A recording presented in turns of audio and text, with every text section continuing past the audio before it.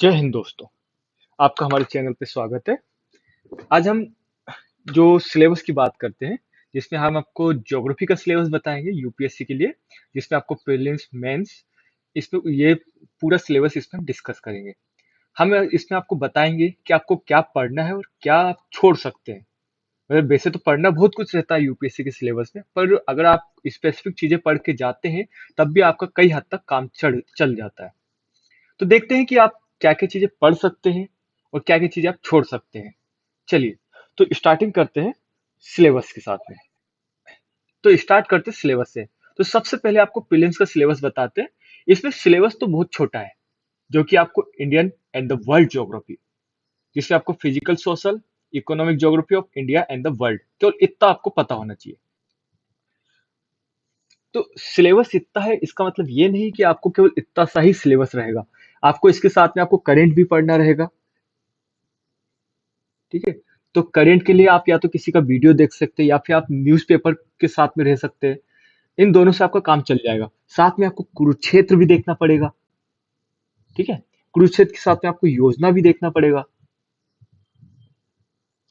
तो ये इतनी सब चीजें होती है, तो इन सब में आपको पता होना चाहिए कि योजना, कुरुक्षेत्र या फिर करंट अफेयर में से आप क्या पढ़ रहे हैं।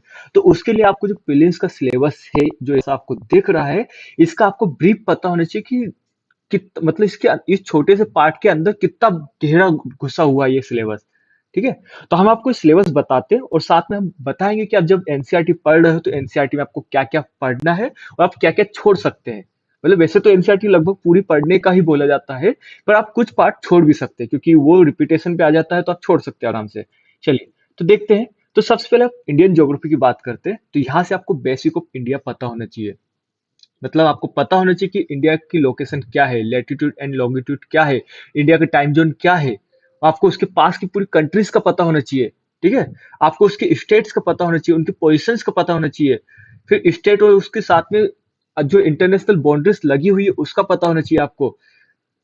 ठीक है, ताकि आप जब इंटरनेशनल रिलेशनशिप पढ़े तो आपको उसमें भी आपको फायदा मिल सके कि आप आपका जो देश है वो किस कौन कौन से स्टेट को बाउंड्री शेयर कर रहा है अदर कंट्रीज के साथ में। ठीक है। फिर देखते हैं फिजिकल फीचर्स की बात करें, तो आपको आपके इंडिया के बारे में पता होना चाहिए कि उसमें हिमालय है। हिमालय के साथ में उसका क्लाइमेट आपको पता होना चाहिए इंडिया का। आपको उसका वेजिटेशन पता होना चाहिए, उसकी मिट्टी के बारे में पता होना चाहिए, उसमें बायोडाइवर्सिटी क्या है ये सब पता होना चाहिए। साथ में आपको डिवीजन पता होना चाहिए कि अलग अलग एरिया जो है वो कैसे डिवाइडेड है, मिट्टी या फिर जो पठार है इनकी वजह से। ठीक है। फिर आपको जियोलॉजिकल फॉर्मेशन पता होना चाहिए, हाईलैंड्स का पता होना चाहिए, आपको डेक्कन प्लेट्यू पता होना चाहिए, वेस्टर्न घाट, ईस्टर्न घाट्स इनका पता होना चाहिए। और जो सहारा आपने जो रेगिस्तान जैसी जगह है, जैसे सहारा जैसा आपको भारत का जो था रेगिस्तान है, इसके बारे में आपको पता होना चाहिए, उसका वेजिटेशन आपको पता होना चाहिए, उसके एनिमल्स के बारे में आपको पता होना चाहिए। ठीक है। और साथ में कोस्टल प्लेन्स के बारे में भी आपको पता होना चाहिए। ठीक है। तो ये आपको फिजिकल फीचर्स और वो बेसिक्स ऑफ इंडिया के बारे में और फिजिकल फीचर आपको पता ही होना चाहिए। चलिए, तो आगे देखते हैं फिर रिवर सिस्टम। रिवर सिस्टम आपको यूपीएससी में तो इम्पोर्टेंट है ही, साथ में आपको जो डिफरेंट स्टेट पीसीएस होते हैं वो भी, उसमें भी आपको ये बड़ा हेल्पफुल होता है। ठीक है। वहां पे इनसे पूछा जाता है। और जो एल नीनो और ला नीना है, ये तो सबसे इंपॉर्टेंट कॉन्सेप्ट माना जाता है ज्योग्राफी में। मतलब हर साल इससे एक ना एक क्वेश्चन तो आना ही आना होता है। ठीक है। सीजन्स के बारे में आपको पता ही, मिनरल्स एंड इंडस्ट्रीज के बारे में आपको पता ही होना चाहिए क्योंकि ये करंट में आपको मिल ही जाना है कहीं ना कहीं। साथ में एग्रीकल्चर, तो भारत एक कृषि प्रधान देश है, तो आपको पता ही है कि जब कृषि प्रधान देश है तो एग्रीकल्चर से तो कुछ ना कुछ रिलेट कर ही लेंगे कहीं ना कहीं से, है ना, क्योंकि अब जो एग्रीकल्चर से रिलेटेड कई सारी स्कीम चलाती है गवर्नमेंट। ठीक है। तो वो स्कीम के लिए आपको एग्रीकल्चर के बारे में आपको कई सारी चीजें पता होना चाहिए। ठीक है। चलिए, और आगे बढ़ते हैं। फिर नेचुरल वेजिटेशन एंड फौना आपको पता होना चाहिए, क्लासिफिकेशन पता होना चाहिए, रेनफॉल डिस्ट्रीब्यूशन पता होना चाहिए कि इंडिया में कैसा रेनफॉल का जो डिस्ट्रीब्यूशन हो कैसा है, कहाँ ज्यादा है कहाँ कम है। ठीक है। आपको उसका मैनेजमेंट भी पता होना चाहिए। ठीक है। आपको हाईवेज और वाटर वेज के बारे में पता होना चाहिए इंडिया का। आपको इंडिया की एनर्जी सेक्टर है जो उसके बारे में पता होना चाहिए। ठीक है। Conventional non conventional source of energy के बारे में पता होना चाहिए।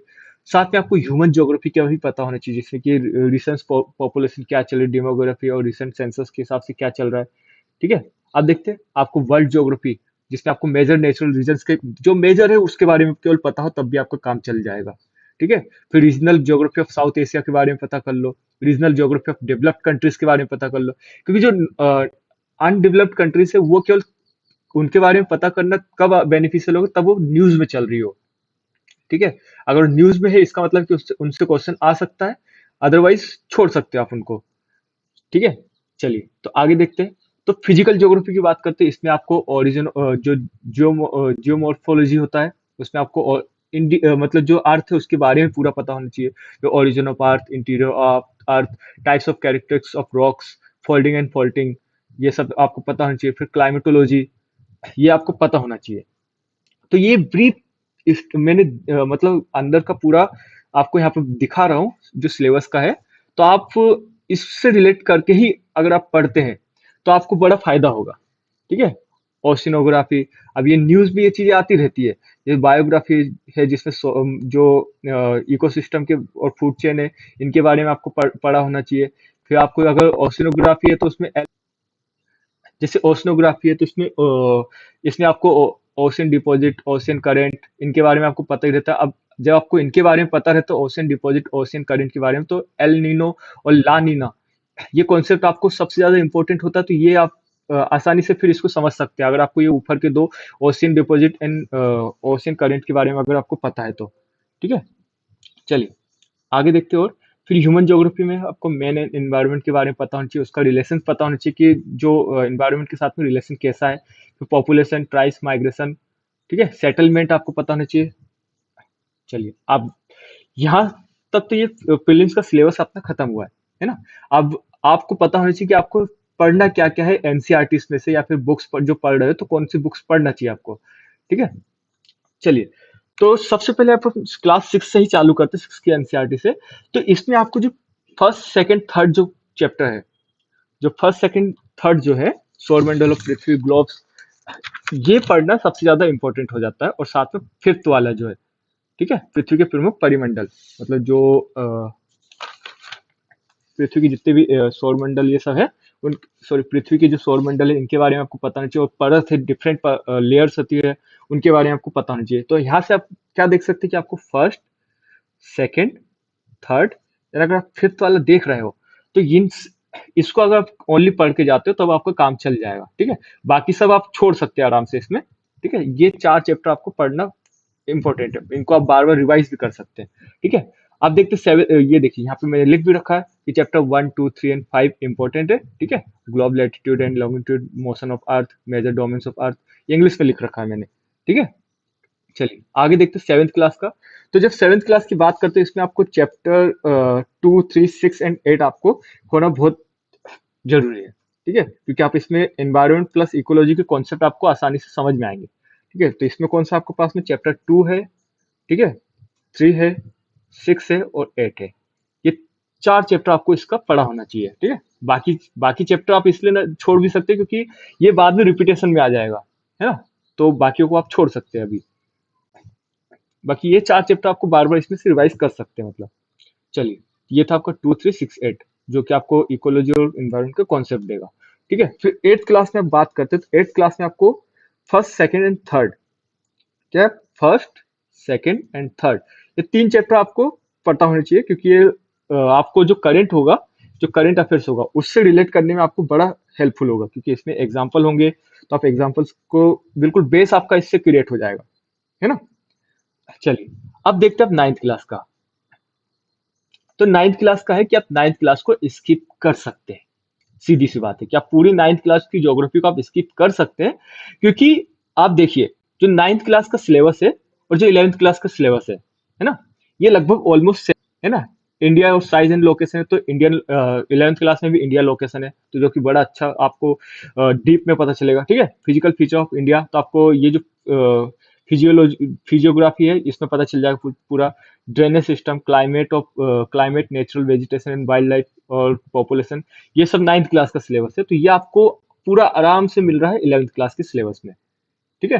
तो आप नाइन्थ क्लास की बुक को स्किप कर सकते हैं। तो यहाँ पे लिख देते हैं अपन स्किप करना है ना। ये कर दिया हमने स्किप, नाइन्थ क्लास तो हो गया स्किप। एक मतलब एक बुक को ही छोड़ दी तो अपने को थोड़ा वो मिल गया कि हाँ अब सुकून है कि एक चीज और कम हुई है, ठीक है। आगे देखते हैं। तो यहाँ पे 10th क्लास का है। तो 10th क्लास में आपको क्या, अगर आप सेकंड चैप्टर, ठीक है, सेकंड, थर्ड, 5, 6 और 7 कर लेते हैं तो आपका काम चल जाएगा, है ना। सेकंड क्या है, forest and wild life resources. Third क्या है, वाटर रिसोर्सेज। फिफ्थ क्या है, मिनरल एंड एनर्जी रिसोर्सेज, ठीक है।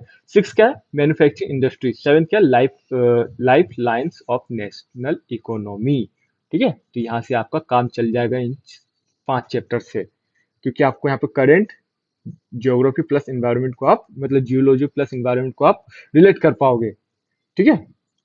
तो आप, चलिए, तो इसमें से भी एक चैप्टर तो, फर्स्ट वाला तो कम हो ही गया, है ना। चलिए, और फोर्थ वाला भी कम हो गया, क्योंकि आप इसको बाद में पढ़ लेंगे। चलिए, क्योंकि देखो इसमें कॉन्सेप्ट कुछ है, रिपीटेशन ऑफ 8th क्लास के है, तो आप देख लेना। अगर आपको लगे कि कुछ और छोड़ना है तो आप छोड़ सकते हैं आराम से, ठीक है। अब 11th क्लास में देखते हैं। 11th क्लास में वैसे तो 3 बुक होती है। कितनी बुक है, 3 बुक है। पर 3 में से अपने को केवल 2 पढ़ना है ना, ठीक है। जिसमें आपको पास इंडियन फिजिकल एनवायरनमेंट है, तो ये जो फर्स्ट बुक है, ये इंडियन फिजिकल एनवायरनमेंट है, ठीक है, इंडियन फिजिकल एनवायरनमेंट। तो आप इसमें से क्या छोड़ना चाहेंगे, मतलब कुछ लग रहा है क्या छोड़ने लायक, क्योंकि Indian location, structure of physiography, ये सब कुछ छोड़ सकते हैं क्या आप इनमें से, है ना। तो आप जो इंडियन लोकेशन है ये आप पहले देख चुके हैं एक बार, तो आप इसको वन टाइम रीड करके बाकी स्किप कर सकते हैं इसको, है ना। वन टाइम रीड करके स्किप कर दीजिए, हो जाएगा आपका काम। बाकी तो सब पढ़ नहीं है आपको। ये जो लास्ट में जो अपेंडिक्स में दे रखा है, इनको भी एक बार नजर घुमाना ही है। ये जो लास्ट में दे रखा है ना आपको, ये पूरी चीजें, इन सबको एक बार नजर घुमाना ही है इन पे भी, ठीक है। क्योंकि कई बार इनको छोड़ दिया जाता है कि ये कुछ काम के नहीं होंगे, बाकी इनमें से बहुत आपको काम का मिलने वाला है, ठीक है। चलिए, आगे देखते हैं। ये सेकंड बुक है, जिसका नाम फंडामेंटल ऑफ फिजिकल ज्योग्राफी है, ठीक है। तो फंडामेंटल ऑफ फिजिकल ज्योग्राफी में से भी आप कुछ तो छोड़ ही सकते हैं। क्या छोड़ेंगे, geography of, geography as a discipline छोड़ दीजिए, है ना, इसकी अपने को जरूरत ही नहीं है। तो आप इसको आराम से छोड़ सकते हैं। बाकी कुछ छोड़ना ना हो तो कोई दिक्कत नहीं, बाकी इस फर्स्ट यूनिट को तो आप छोड़ ही सकते हैं, ठीक है। और आपको प्रेफर करेंगे हम लोग कि आप ऑलमोस्ट सारे चैप्टर को करें और कम से कम 2 बार तो इसको रिवीजन कर ही करे, और शॉर्टनेस हमेशा बनाए इसके, ठीक है। चलिए, आगे देखते हैं अगला पार्ट। ये 12th क्लास की एनसीईआरटी, ठीक है। तो 12th क्लास की एनसीईआरटी में फंडामेंटल ऑफ ह्यूमन ज्योग्राफी है, ठीक है। तो जिसमें यूनिट 1 को आप छोड़ सकते हैं, है ना, human geography nature and scope, इसको आप छोड़ सकते हैं, ठीक है। अब इसको छोड़ दोगे आप तो बाकी बचा क्या आपके पास में, यूनिट 2, यूनिट 3, यूनिट 4। तो क्या इनमें से भी किसी को छोड़ना है क्या, सोचिए, क्या इनमें से किसी को छोड़ना है। अब आप 4th यूनिट को देखिए, है ह्यूमन सेटलमेंट्स। क्या आपको लगता है कि इसको पढ़ना चाहिए आपको, ऐसे तो पढ़ना चाहिए, बाकी क्या आपको लगता है कि जेन्युइन, आप बताइए कि आपको लगता है कि इसको पढ़ना चाहिए। तो आप चाहे तो 4th यूनिट को छोड़ सकते हैं, तो आपको इसमें भी आप सेकंड और थर्ड यूनिट तक आप सीमित रह गए, ठीक है। ये ये जो मैं जो बता रहा हूँ, ये तब के लिए जब आपके पास में टाइम का शॉर्टेज है। अगर आपके पास टाइम अच्छा है, मतलब खूब आपके पास 2 साल है, तो मैं प्रेफर करूंगा कि आप पूरी बुक्स को अच्छे से पढ़िए। पर अगर आपके पास टाइम का शॉर्टेज है तो आप इन चीजों को पढ़ के भी आप काम चला सकते हैं, ठीक है। अब नेक्स्ट बुक देखते हैं 12th की ही, जो कि आपके पास में ये है, इंडिया पीपल एंड इकोनॉमी, ठीक है। तो आप क्या इसमें कुछ छोड़ने लायक है, तो आप यूनिट 1 को छोड़ सकते हैं, ठीक है। स्किप कर दीजिए यूनिट 1 और 2 को, तो आपका काम चल जाएगा, ठीक है। Human settlement and first population distribution छोड़ दीजिए तो आपका काम चल जाएगा आराम से। बाकी तो यूनिट 3 एंड यूनिट 4 और यूनिट 5 आपको पूरी पढ़ना ही है, ठीक है। ये हो गया आपका खत्म, ये हो गया आपका 12th क्लास तक का एनसीईआरटी खत्म। अब इसमें आपको कई सारी चीजें आपने छोड़ दी और कई सारी आपकी बहुत इंपॉर्टेंट है जो कि आपने पढ़ ली है, ठीक है। अब देखते हैं मेन सिलेबस की बात करते हैं। तो ये आपके पास मेन सिलेबस। तो देखिए, प्रीलिम्स का सिलेबस तो पूरा आपके पास होने चाहिए, और प्रीलिम्स का जो सिलेबस है वो मेंस में भी आने ही आना है, ठीक है। मतलब कई पार्ट है जो कि आप मेंस में नहीं थे, तो आपने प्रीलिम्स से वो कवर कर लिया है, ठीक है। तो यहाँ पे आप देख रहे हो कि जो आपको मेंस का सिलेबस दिख रहा है, डिस्ट्रीब्यूशन ऑफ की natural resources across the world including south Asia and the Indian सब कॉन्टिनेंट। ठीक है, factor responsible for the location of primary secondary tertiary sector industry in the various part of the world including India. तो ये सब आपको syllabus जो mains का दिख रहा है, इस सिलेबस में आपको ये सब पढ़ना ही है। मतलब प्रीलिम्स का पढ़ना ही है, बाकी मेंस में आपको बहुत ज्यादा कॉम्प्रिहेंसिव पढ़ना है। ठीक है, प्रीलिम्स में आप थोड़ा फैक्चुअल चलते रहता है, वैसे तो कॉन्सेप्ट तो अच्छा खासा ही आना है, वहाँ पे भी आपको दिमाग लगाना ही है, पर फिर भी कुछ चीजें फैक्ट बेस पे रह जाती है, मतलब आपको फैक्ट भी याद होना चाहिए प्रीलिम्स में, और मेंस में भी याद होनी चाहिए लिखने के लिए। अगर आपको फैक्ट याद होंगे तो आप मेंस में आंसर बहुत अच्छा लिख पाएंगे। ठीक है, तो यहाँ पे फ्लोरा एंड फोना के बारे में आपको पूरा पता होना चाहिए, उनका इफेक्ट पता होना चाहिए, उनके चेंजेस पता होना चाहिए। ठीक है, फिर आपको silent feature of world physical geography पता होना चाहिए, तो जो आप इसमें पूरा देख चुके हो, जियोमॉर्फोलॉजी, क्लाइमेटोलॉजी, ओशिनोग्राफी, ठीक है, बायोग्राफी, एनवायरमेंट ज्योग्राफी, ये सब आपको पता है। फिर आपने क्लाइमेटोलॉजी को देखा, आपने ये आपने क्लाइमेटोलॉजी को देखा, ये आप जाके क्लाइमेटोलॉजी को देखा आपने। ठीक है, अब क्लाइमेटोलॉजी में एटमोस्फेयर देख रहे हो आप, टेम्परेचर देख रहे हो उसका, फिर नीचे डिस्ट्रीब्यूशन देख रहे हो आप। ठीक है, ये डिस्ट्रीब्यूशन देख रहे हो, जेट स्ट्रीम देख रहे हो, प्रेशर बेल्ट देख रहे हो, विंड सिस्टम देख रहे हो, एयर मासेस देख रहे हो, फ्रंट देख रहे हो। ठीक है, ह्यूमिडिटी देख रहे हो, प्रेसिपिटेशन देख रहे हो, कहाँ पे कितनी बारिश हो रखी है, ये सब आपको देखना है। आगे देखते हैं इसी में। फिर ओशिनोग्राफी, ओशिनोग्राफी तो आपको करंट में भी मिल जाएगा आपको कई बार। ठीक है, मतलब वैसे तो साइक्लोन पूरा मिल जाना है आपको। ठीक है, ओशन करंट इनकी वजह से क्या क्या इफेक्ट आया, टेम्परेचर की वजह से क्या इफेक्ट आया, ये सब आपको पता चल जाएगा। ठीक है, फिर आपके पास आया बायोग्राफी। ठीक है, बायोग्राफी जिससे सॉइल प्रोफाइल, डिग्रेडेशन, कंजन, बायोटिक रीजन, इन सब के बारे में आपको पता चलेगा। ठीक है, तो आपको पढ़ना है ये सब चीजें। तो ठीक है, अब इसमें बुक आपके पास में एक एटलस होना बहुत जरूरी है, क्योंकि आपको जो जो फिजिकल है, सॉरी ज्योग्राफी है, जो आपको ज्योग्राफी के लिए आपको मैप्स पता बहुत जरूरी है। क्या पता बहुत जरूरी है? आपको मैप्स पता होना बहुत जरूरी है। मैप्स की वजह से आपको लोकेशन याद रहेगी। ठीक है, लोकेशन के साथ में आपको उसका पूरा स्ट्रक्चर याद हो जाएगा।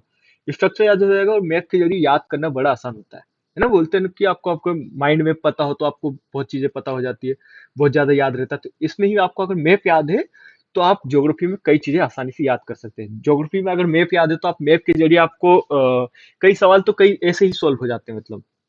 ठीक है, बस थोड़ा सा दिमाग लगाओ, मैप को याद करो कि हाँ, मैप में यहाँ पे लोकेशन ये है, यहाँ की क्लाइमेट कंडीशंस ये है, तो कई सवाल ऐसे सवाल सोल्व हो जाते हैं। ठीक है, एनसीईआरटी में हम बता ही चुके क्या है। फिर जीसी लियोंग को भी पढ़ना आपके पास में, मतलब मस्ट बोला जाता है एक तरीके से कि आपको पढ़ना ही पढ़ना है। ठीक है, फिर माजिद हुसैन जो है वो मेंस के लिए बड़ी इफेक्टिव है, तो आपको ये पढ़ना चाहिए।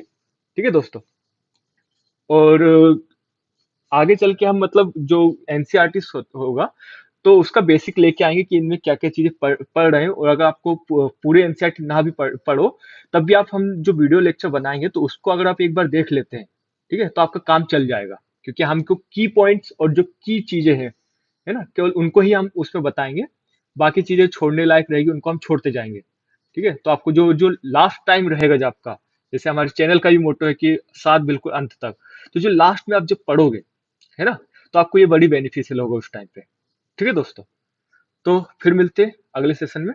जब तक के लिए बाय बाय, और प्लीज हमारे चैनल को लाइक शेयर एंड सब्सक्राइब करना ना भूले। धन्यवाद दोस्तों। जय हिंद, जय भारत।